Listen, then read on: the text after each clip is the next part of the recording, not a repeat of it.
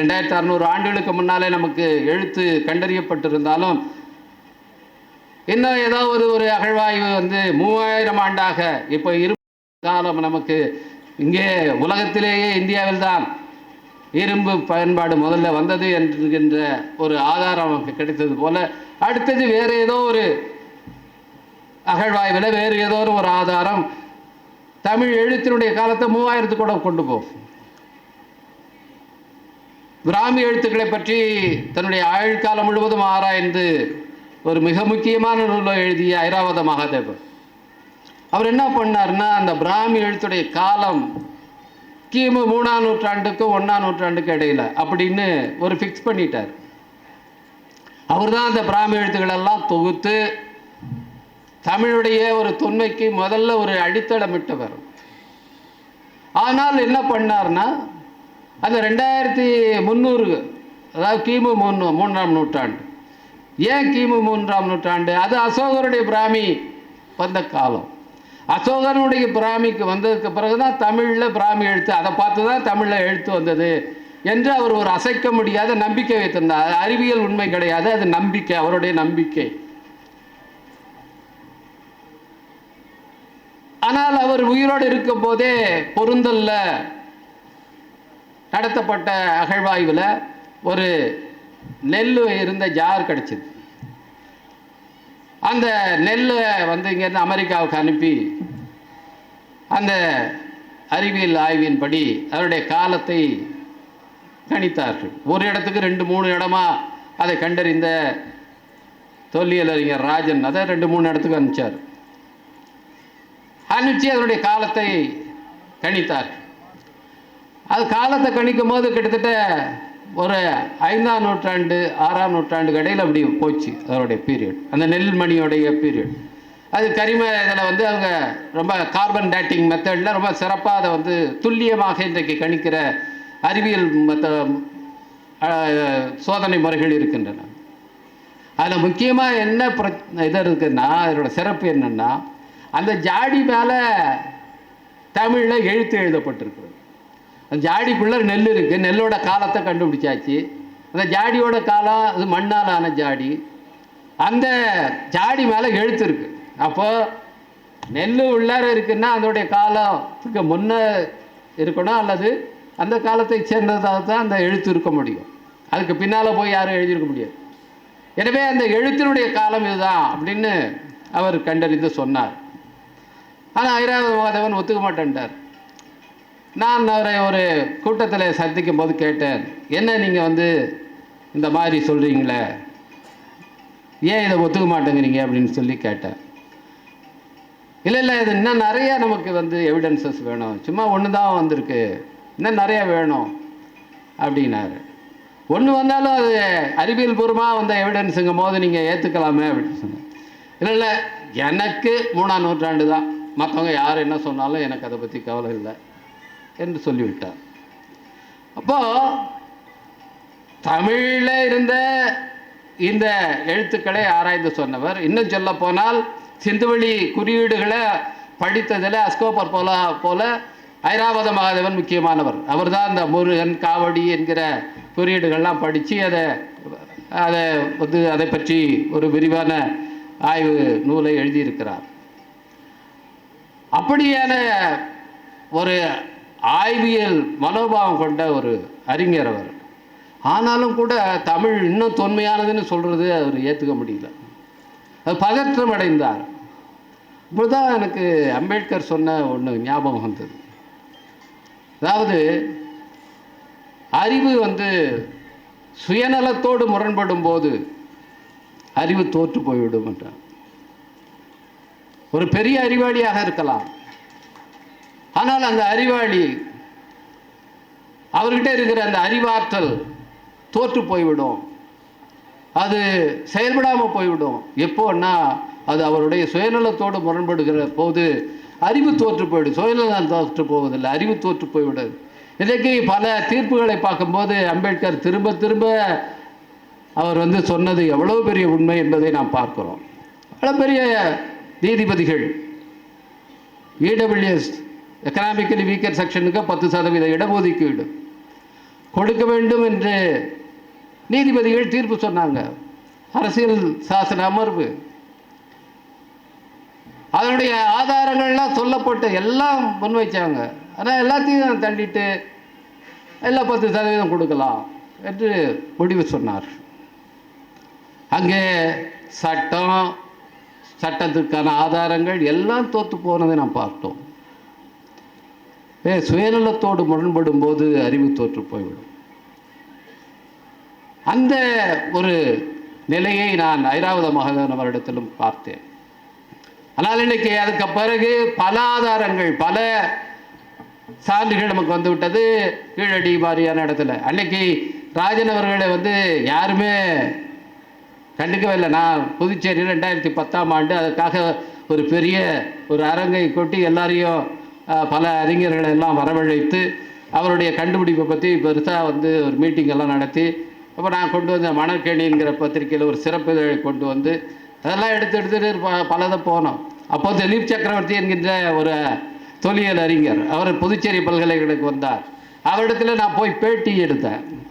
2010 நான் சட்டமன்ற உறுப்பினராக இருக்கேன். நான் போய் ஒருத்தர்கிட்ட பேட்டி எடுத்து அதை தமிழ் இந்து பத்திரிகையில் வெளியிட வைத்தேன். ஏன் போறேன்னா, திலீப் சக்கரவர்த்தி ஒரு மிக முக்கியமானவர். அவர் வட இந்தியாவை சேர்ந்தவர். உலக அளவில் தொல்லியல்லையும் அதுபோல் கல்வெட்டுகள்லையும் ஒரு முக்கியமான ஒரு அத்தாரிட்டி அவர். அவர்கிட்ட நான் போய் கேட்டேன், இது மாதிரி ராஜன் சொல்லியிருக்கார், அதை யாரும் ஏற்றுக்க மறுக்கிறார்களே. பல வரலாற்று அறிஞர்கள் அது கண்டுக்கிறதே கிடையாது. யாராவது நம்ம இன்னும் சொல்ல போனால் இடதுசாரி வரலாற்று அறிஞர்கள் நாம் நம்புகிறவர்களே, இங்கே நடக்கிற தமிழ்நாட்டில் நடக்கிற இந்த அகழ்வாய்வுகள் இதெல்லாம் ஏதாவது எடுத்துக்கிட்டு அப்டேட் பண்ணியிருக்காங்களா தங்களுடைய அணுகுமுறை என்று பார்த்தா ஒருத்தவங்க கூட கிடையாது. ஆனால் தொடர்ந்து அவங்க எல்லாமே எழுதிக்கிட்டு தான் இருக்காங்க. அவங்களுக்கு காலம் நீலகண்ட சாஸ்திரியோட முடிஞ்சு. தென்னிந்திய வரலாறுனா நீலகண்ட சாஸ்திரி தான். அதுக்கப்புறம் யாருமே இங்கே ஒன்றும் இல்லை, வெறும் பாழ் நிலம் அப்படி என்பது தான் அவர்களுடைய அணுகுமுறை. எல்லாருக்கும் அப்படி தான். எனவே திலீப் சக்கரவர்த்திகிட்ட நான் கேட்டேன், ஏன் இப்படி இருக்கு அப்படின்னு. அப்போ அவர் சொன்னார், இல்லை இது மிக முக்கியமான கண்டுபிடிப்பு. அப்போ அவர் சொன்னார், இந்த ராஜனுடைய கண்டுபிடிப்பு இதுவரைக்கும் நம்ம என்ன நினைச்சிட்டு இருந்தோம், வரலாற்றை வடக்கிலிருந்து எழுத்தின் வரலாற்றை வடக்கில் ஆரம்பித்து தெற்கை நோக்கி நாம் பார்த்து கொண்டிருந்தோம். இனிமேல் தெற்கில் இருந்து தமிழ்நாட்டிலிருந்து அதை பார்க்க வேண்டியது அவசியம் என்று ஆகிவிட்டதுன்னு 2010ஆம் ஆண்டில் அவர் சொன்னார். இன்னைக்கு 15 வருஷம் கழித்து இரும்பின் பயன்பாடும் தமிழ்நாட்டிலே தான் இருந்தது என்று சொல்லும் போது அதே திலீப் சக்கரவர்த்தி அந்த புத்தகத்தில் ஒரு பிளர்பு கொடுத்திருக்கிறார். பொப்பை ஆராய்ச்சி என்கின்ற மிக முக்கியமான இலங்கையை சேர்ந்தவர் பிரான்சில் இருக்கிறார். அவரும் அன்றைக்கு அவரையும் போய் பேட்டி எடுத்து அதையும் நான் வெளியிட்டேன். ஏனென்று சொன்னால் இந்த சான்றுகளை நிறுவுவதற்கு அவ்வளவு பாடாகப்பட வேண்டியிருக்கிறது. ஏன்னா இது 2 சிந்தனை போக்குகளுக்கு இடையிலான ஒரு போராட்டமாக இது இருக்குது. நீங்கள் தொல்லியல் அகழ்வாய்வு செய்கிறார்கள், அதில் ஒரு உண்மையை கண்டறிகிறார்கள், அதை எடுத்துக்கொள்வது, அதை உடனடியாக எல்லாரும் இந்தியா தானே இது இந்தியாவுடைய பெருமை தானே. இந்தியாவினுடைய ஒரு பகுதியில் இரும்பு பயன்பாடு உலகத்திலே வேறு எங்கும் இல்லாத அளவுக்கு இங்கே முன்னால் இருந்திருக்கிறது என்கின்ற ஒரு ஆதாரம் கிடைக்கும் போது இந்தியாவே பெருமைப்படணும்ல அது. ஆனால் என்னமோ தமிழ்நாட்டை இந்தியாவின் பகுதியாகவே வடக்க இருக்கிறவர்கள் ஒத்துக்கொள்ள முடியவில்லை. அவருக்கு தமிழ்நாட்டிலே ஏதாவது ஒரு பெருமை ஏற்பட்டால், ஒரு சிறப்பு ஏற்பட்டால் உடனே இதை எப்படி மறுப்பது? இப்போ பாருங்க, இந்த இரும்பு பயன்பாடு பற்றி இந்த கண்டுபிடிப்புகளை நம்முடைய முதலமைச்சர் அறிவித்ததும் உடனே இதை பொலிட்டிக்கலாக பார்க்குறாங்க. உடனே அது இல்லைங்க, அது அவசரப்பட்டு செய்கிறாங்க, இது அரசியலுக்காக செய்கிறாங்க, அப்படி இப்படின்னு சொல்லி ஏதாவது இதில் மறுத்து பேசுவதற்கு தான். இதை ஆதரித்து பேசுகிறவர்களை நாமளே கண்டறிந்து நீங்கள் ஏதாவது எழுதுங்கன்னு சொல்லணும். அப்படியான ஒரு நிலைமை இருக்கிறது. ஏன் என்று சொன்னால் இது 2 சிந்தனை போக்குகளை பிரதிநிதித்துவப்படுத்துகிறது. ஒன்று, வாய் வழியாக எப்பொழுதும் உருமாற்றிக்கொண்டே தங்களுக்கு வாய்ப்பாக, தங்களுக்கு வசதியாக மாற்றிக்கொண்டே இருக்கிற துவக்கமும் முடிவும் இல்லாத ஒரு சிந்தனை போக்கு, சனாதனம் என்கிற சிந்தனை போக்கு. இன்னொரு பக்கம் எழுத்தை அடிப்படையாக கொண்ட சிந்தனை போக்கு, இந்த தமிழ் மரபு அல்ல திராவிட மரபு என்கிற சிந்தனை போக்கு. இது இரண்டுமாக இருக்கிறது. இதை இன்னும் பின்னால் கொண்டு வந்து உலக அளவில் விரித்து பார்த்தீர்கள் என்றால், இந்த எழுத்து மரபு என்பது நவீனத்துவம் என்கிற ஒரு சிந்தனையோடு சேர்ந்தது. மாடர்னிட்டி, அதுதான் நீராவி என்ஜினிலிருந்து மாடர்னிட்டி வந்தது. நீராவி என்ஜினை கண்டுபிடிச்சதுனால் அந்த நவீனத்துவம் என்பது வந்தது. அச்சு எந்திரம் கண்டுபிடிக்கப்பட்டதால் நவீனத்துவம் என்பது வந்தது என்று நவீனத்துவத்துடைய பல அம்சங்களை சுட்டி காட்டுவார்கள். இப்போ உலக அளவில் பார்த்தீங்கன்னா இந்த பிரிண்ட் கல்ச்சர், இந்த எழுத்து மரபு, இது அச்சாக மாறுவது, இதுக்கும் நவீனத்துவம் என்கிற ஒரு அரசியல் பரவுவதற்கும் நெருங்கின தொடர்பு இருக்கு. அந்த நவீனத்துவம் தான் முதல்ல என்ன சொன்னதுன்னா, மக்கள் எல்லாரும் சமம்தான் என்று சொன்னது. அதுதான் மக்களாட்சி முறை என்கிற முறையில், மன்னராட்சி முறைக்கு மாற்றாக மக்களாட்சி முறை என்கின்ற ஆட்சி முறை மாற்றமும் அந்த நவீனத்துவ சிந்தனையினால் தான் வந்தது. இன்னைக்கு வேதங்கள் எடுத்துக்கிட்டிங்கன்னா அது எழுத்தில் இல்லை, அது ஸ்ருதி, அது ஒலியில் தான் இருக்கும் என்று நீண்ட காலமாக அதை யார் எழுத ஏற்றினா தெரிய, அது ஆதியும் அந்தமும் அற்றது. அதுதான் சனாதனம் என்பது. அது தோற்றமும் முடிவும் இல்லாதது. சனாதனம் என்கிற சொல்லுக்கான பொருள் அதுதான், தோற்றமும் முடிவும் இல்லாதது. அப்போ அது வந்து ரெக்கார்டே பண்ண முடியாது. நீங்கள் எந்த புராணத்தையும் எடுத்தால், புராணம் என்பது அதனுடைய வெளிப்பாடுகளில் ஒன்று. அது எழுத்தில் இருந்தாலும், எழுத்தில் கொண்டு வரப்பட்டாலும், புராண கதையை பாருங்கள் நீங்கள், அது எப்போ நிகழ்ந்தது, எங்கே நிகழ்ந்தது, எந்த இடம், எந்த காலம், இது எதையுமே நீங்கள் கண்டுபிடிக்க முடியாது. உதாரணத்துக்கு நான் என்னுடைய முனைவர் பட்ட ஆய்வுக்காக நந்தனாருடைய அந்த தொன்மத்தை எடுத்துக்கொண்டு ஆய்வு செய்தேன். அப்போ அதுக்காக சிதம்பரம் நடராஜர் கோயிலை பற்றிய நூல்களை எல்லாம் வந்து தேடி எல்லாவற்றையும் படிக்க வேண்டியிருந்தது. அப்போது சிதம்பர மகாத்மியம் என்ற ஒரு வடமொழியில் எழுதப்பட்ட புராணம், தலபுராணம், அது ஆங்கிலத்தை, அது சமஸ்கிருதத்திலிருந்து தமிழுக்கு கொண்டு வரப்பட்டது என்று தமிழாக்கமும் இருக்குது. பார்த்தீங்கன்னா எல்லாமே வந்து பார்த்தீங்கன்னா நேராக கைலாயத்திலேருந்து ஆரம்பிக்கும். அப்படியே நேராக சிவனே சொன்னார், அப்படியே இப்படி கட்ட சொன்னார், அப்படி கட்ட சொன்னார் அப்படின்னு எப்படி இருக்கும். அதெல்லாம் நீங்கள் போய் எங்கேயாவது வெரிஃபை பண்ண முடியுமா, அல்லது டிஸ்பியூட் பண்ண முடியுமா? அதை ஏதாவது பண்ணிங்கன்னா நீங்கள் மத குற்றத்தை வந்து மத நிந்தனை செய்தவர் என்ற ஒரு குற்றத்துக்கு ஆளாயிடும். அப்போ இந்த ட்ரெடிஷன் என்ன செய்யுதுன்னா, எதையும் வந்து ஒரு வெரிஃபையபிள் ட்ரூத்தாக அது முன்வைக்காது. அதாவது அறிவியலுடைய அடிப்படையானது என்னென்னா, அது வெரிஃபையபிளாக இருக்கும், அது சோதிக்கு தக்கதாக இருக்க வேண்டும். அது நம்பிக்கையின் அடிப்படையில் இருக்க முடியாது. அறிவியல் வந்து வெறும் நம்பிக்கையின் அடிப்படையில் இருக்க முடியாது. உலகம் உருண்டைன்னு சொன்னால் அது வெறும் நம்பிக்கை அடிப்படையில் இருக்க முடியாது அறிவியலில். ஆனால் இந்த உலகம் தட்டையாக இருந்தது, அது கைலாயத்தில் சிவனின் அந்த திருமணத்தினால எல்லாரும் தேவர்கள்லாம் அங்கே கூடியதனால் அப்படியே கொடை சாஞ்சது. உடனே சிவன் அங்கே இருந்த அகத்தியரை அழைத்து, நீ போய் தென்கோடிக்கு போய் இந்த சமப்படுத்து அப்படின்னு சொன்னார். அதனால் அவர் இங்கே வந்தார். இங்கே இருக்கிற தென்கோடியில் இருக்கிற மலையில் வந்து அவர் அமர்ந்தார். அப்போ தான் அது ஈக்குவல் ஆச்சு அப்படின்னு ஒரு புராணம் சொன்னால், அகத்திய புராணம் சொன்னால், அதை நீங்கள் வெரிஃபை பண்ண வேண்டிய அவசியம் இல்லை. அதுக்கு எதுவும் அதை போய் நீங்கள் பூமி இப்படி இருந்ததா, அப்படி தட்டையாக இருக்குமா, அதை வந்து இப்படி ஒரு ஆள் வந்து அதை சமப்படுத்தி விட முடியுமா என்று நீங்கள் கேள்வியெல்லாம் கேட்க முடியாது. நம்பிக்கையின் அடிப்படையில் அது அதை நீங்கள் சொன்ன நம்பணும். ஆனால் அறிவியல் அப்படி கிடையாது.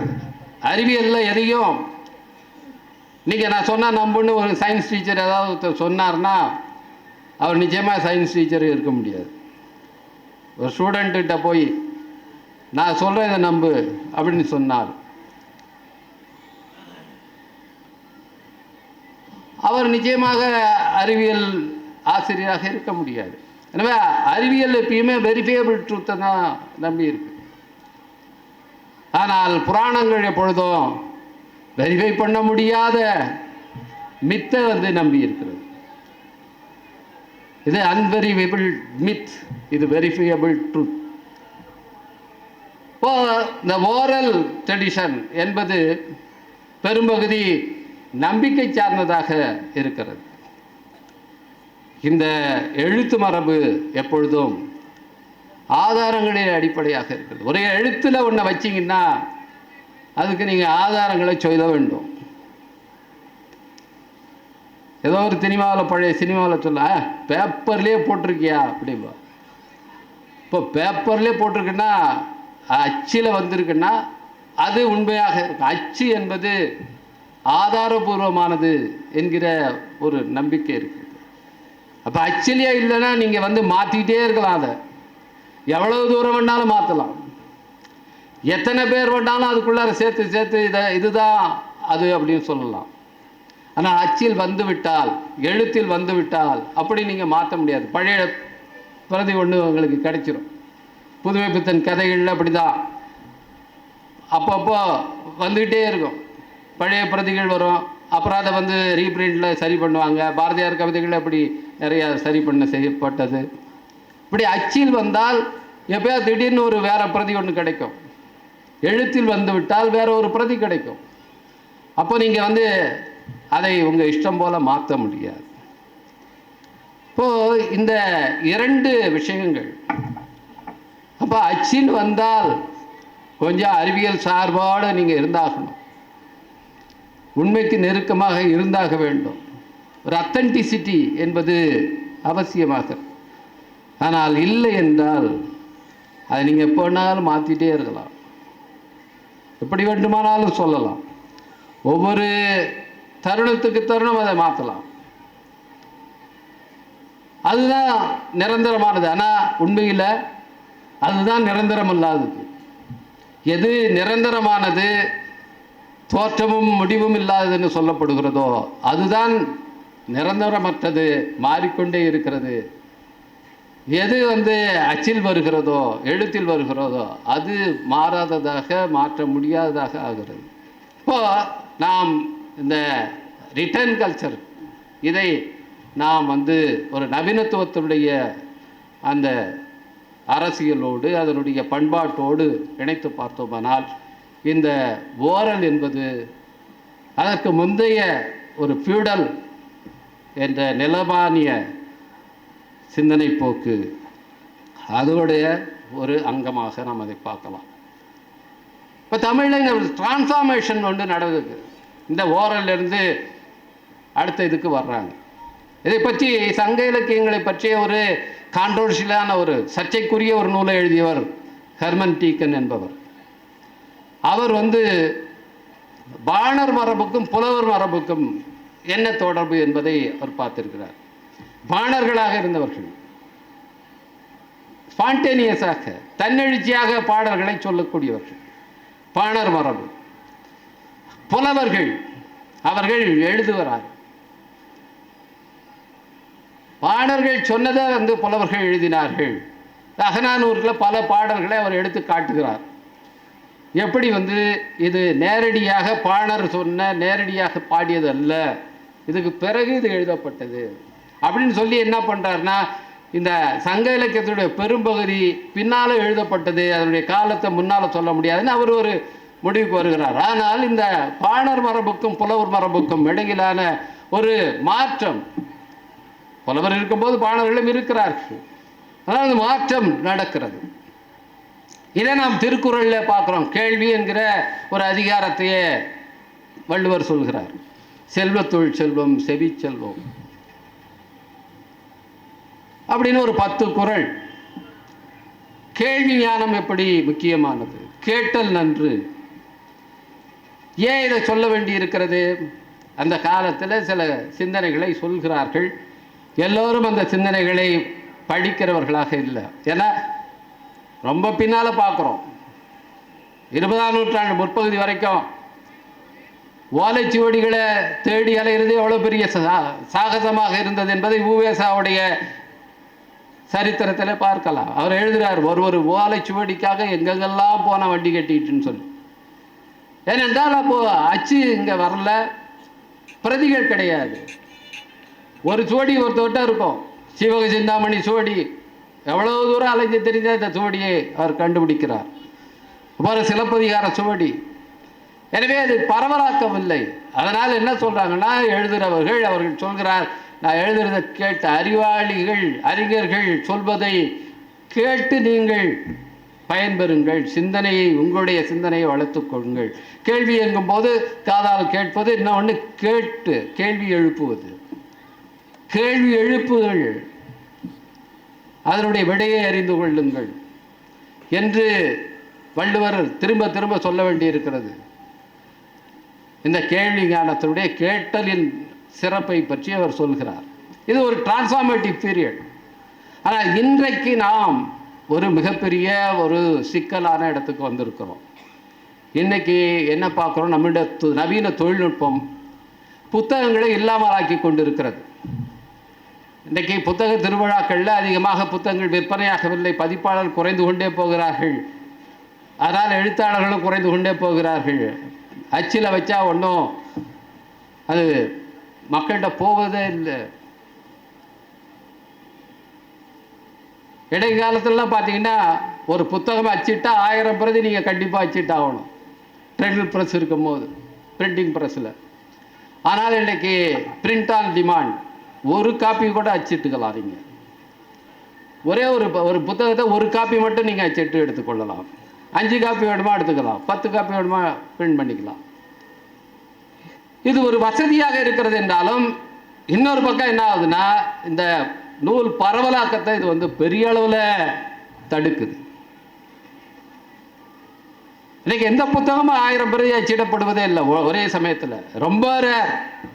ரொம்ப அதிகமாக நம்ம பாவாசல்லதரை போல இவர் போய் பல பேரை பேசி பேசி அவங்களுக்கு ஒரு டிமாண்டை ஏற்படுத்துவார். இப்போ உதாரணத்துக்கு பிரபஞ்சன் வரைந்து விட்டார். அவர் அப்போயே ஒரு பாப்புலரான ஒரு ரைட்டர் தான். இருந்தாலும் நீங்கள் பாவாசல்லதர் பிரபஞ்சன் சிறுகதையை பேசிட்டார்னா அதுக்கப்புறம் நீங்கள் கண்டிப்பாக போய் பிரபஞ்சனை படிக்கணும்னு நினைப்பீங்க. ஸோ இது மாதிரி ஒரு டிமாண்டை பாவாசல்லதரை போன்றவர் ஏற்படுத்துகிறார்கள். இவங்க போய் சொல்லி சொல்லி புதுமைப்பித்தன் கதையா, இல்லை பிரபஞ்சனுடைய கதையா, அல்லது நம்முடைய ராஜேந்திர சோழனுடைய கதையா, இதில் இதை ஒரு சொன்னார்னா அதுக்கப்புறம் போய் படிக்க, அதை போய் வாங்குவது, இப்படி ஒரு டிமாண்டை ஏற்படுத்தினால் சில 100 பிரதிகள் அது அச்சிடப்படுகிறதே தவிர மற்றதெல்லாம் அப்பப்போ அச்சிடுவது தான். இன்றைக்கி ஒரு பெரிய சிக்கல் நம்ம இந்த தொழில்நுட்பத்தால் எதிர்கொள்கிறோம். இது மீண்டும் இந்த படிக்கும் வாசிப்பு பண்பாட்டிலிருந்து மாற்றி கேட்கும் பண்பாட்டுக்கு மக்களை தள்ளி கொண்டிருக்கிற பாட்காஸ்ட். இன்றைக்கி நீங்கள் செய்திகளை கூட இந்த ஹிந்து உடைய செய்தி தளத்தில் பொறுத்தீங்கன்னா ஒரு செய்தி வெளியிட்டிருக்காங்கன்னா அதுலேயே வாய்ஸில் நீங்கள் கேட்குறதுக்கும் இருக்கும். நீங்கள் அதை ப்ரெஸ் பண்ணிங்கன்னா அந்த செய்தியை ஒரு மேல் வாய்ஸோ ஒரு ஃபீமேல் வாய்ஸோ அதை வாசிக்கும் அந்த கட்டுரையை. அதை நீங்கள் கேட்டுக்கிட்டே போகலாம். காரில் போகும்போது இல்லை ட்ராவல் பண்ணும்போது அல்லது வேறு ஏதோ வேலை பார்த்துட்ருக்கீங்க கம்ப்யூட்டரில், நீங்கள் ஒரு பக்கம் அந்த செய்தியை ஒரு பக்கம் கேட்டுகிட்டே இருக்கலாம். இன்றைக்கி பாட்காஸ்ட் அதிகமாகிவிட்டது. இப்போ இந்த தொழில்நுட்பங்கள் இன்றைக்கி அச்சை தேவையற்றதாக மாற்றிக்கொண்டே இருக்கின்றன. இன்றைக்கி ஒரு பெரிய ஒரு சவாலை நாம் எதிர்கொள்கிறோம். இந்த தொழில்நுட்ப மாற்றத்துக்கும் எப்படி அச்சு பண்பாடு ஒரு ஜனநாயகம் என்கிற ஒரு கருத்தாக்கத்தை வெளிப்படுத்தி மன்னராட்சி முறையிலிருந்து மக்களாட்சி என்கிற ஆட்சி முறை மாற்றத்துக்கு வழிவகுத்ததோ அதுபோல இன்றைக்கு வந்திருக்கிற இந்த தொழில்நுட்பங்கள் இருக்கிற மக்களாட்சி முறைகளை ஒழித்து எல்லாவற்றையும் எளிதாக மையப்படுத்தலாம். ஒரு இடத்துல நீங்கள் பயன்படலாம். விகடன் பல்லாயிரக்கணக்கான பக்கங்களை உருவாக்கி தங்களுடைய இணையதளத்தில் போட்டுருக்காங்க. ஒரே நிமிஷம் அதை லாக் பண்ணிட்டோன்னா முடிஞ்சுது. விகடன் இணையதளம் முடக்கம், அவ்வளோதான். இன்னைக்கு கோர்ட்டு சொல்லியிருக்காங்க அந்த முடக்கத்தை நீங்கள் நீக்க வேண்டும், அவர்களை உடனடியாக அதை அக்சஸ் கொடுக்கணும்னு சொல்கிறாங்க. ஆனால் அது எப்போ நடக்கும்னு சொல்ல முடியாது. அப்போ இந்த தொழில்நுட்பத்தில் இருக்கிற மிக முக்கியமானது பரவலை பற்றி நாம் பார்க்கிறோம். எல்லார் கையிலையும் உடனே செய்தி, ஒரு செய்தியை நீங்கள் போட்டீங்கன்னா வாட்ஸ்அப்பில் அது பல்லாயிரக்கணக்கானவருக்கு போகும். ஒரு முகநூலில் போட்டால் அல்லது எக்ஸ் தளத்திலே நீங்கள் ஒரு செய்தியை பகிர்ந்தால் உங்களை பின்தொடர்பு எல்லாருக்கும் அதை பார்க்க கிடைக்கும். ஆனால் அதே நேரத்தில் இது பரவலாக்கம் என்று நாம் பார்த்து கொண்டே இருக்கிறோம். ஆனால் இது இன்னொரு பக்கத்தில் ஒரு எக்ஸ்ட்ரீம் லெவலில் மையப்படுத்தப்படுவதாக இருக்கிறது. இது எல்லாமே ஒரு கண நேரத்தில் எதுவுமே இல்லாமல் ஆகிவிடும். இன்னைக்கு நம்ம ஆயிரா வெங்கடாசலபதி போன்றவர்கள் தேடி தேடி பல்வேறு நூலகங்களுக்கு போய் லண்டனில் போய் ஆராய்ந்து அங்கே இருந்து பல ஆதாரங்களை எடுத்துகிட்டு வந்து வஉசி இப்படி இருந்தார், அங்கே எப்படி போனார், அப்படி போனார் என்று அந்த ஆதாரங்களை வைத்து நூல்களை எழுதுகிறார்கள். ஏன்னா அது அச்சில் வந்ததனால் இன்றைக்கு இருக்கிற தொழில்நுட்பத்தில் எந்த ஆராய்ச்சியும் செய்யப்பட முடியாது. இது மீண்டும் வேறு ஒரு நிலைக்கு நம்மை தள்ளுகிறது. அப்போ இந்த ஓரல் ட்ரெடிஷனால், இந்த வாய்மொழி மரபு, புராண மரபு, எதுவும் சோதிக்கப்பட முடியாத ஒரு மரபு, அந்த மரபு என்ன செய்ததோ அதை இன்றைய தொழில்நுட்பம் இன்றைக்கு மீண்டும் வேறு வடிவத்தில் கொண்டு வருகிறது. அதைவிட மூர்க்கமான ஒரு ஆதிக்கத்துக்கு இது வழிவகுப்பதை பார்க்கிறோம். உலகம் முழுக்க ஒரு த்ரெட்டாக மாறுகிறது. எனவே இன்றைக்கு நம் முன்னால் இருக்கிற மிக முக்கியமான ஒரு கேள்வி, நாம் இந்த தொழில்நுட்பம் விரிக்கும் இந்த வலையில் சிக்கி நம்முடைய சிந்தனை மரபை, எழுத்து மரபை முழுக்க கைவிட்டு நாம் ஒரு சர்வாதிகார ஒரு ஆட்சி வடிவத்தை ஏற்றுக்கொள்பவர்களாக மாறப்போகிறோமா, அல்லது இந்த நவீனத்துவம் என்று வந்த தொழில்நுட்பம் நமக்கு கொண்டு வந்து சேர்த்த மக்களாட்சி என்கிற சில நூறு ஆண்டுகளாக உலகத்தின் பல்வேறு நாடுகளிலும் கடைபிடிக்கப்பட்டு வருகிற அந்த போக்கை பாதுகாக்கப் போகிறோமா என்கிற கேள்வி. அந்த கேள்வியை முன்வைத்து சிந்தித்தால் அப்போது நீங்களே கண்டுபிடிச்சுவீங்க, கேட்டலை விட கற்றலே நன்று. நன்றி, வணக்கம்.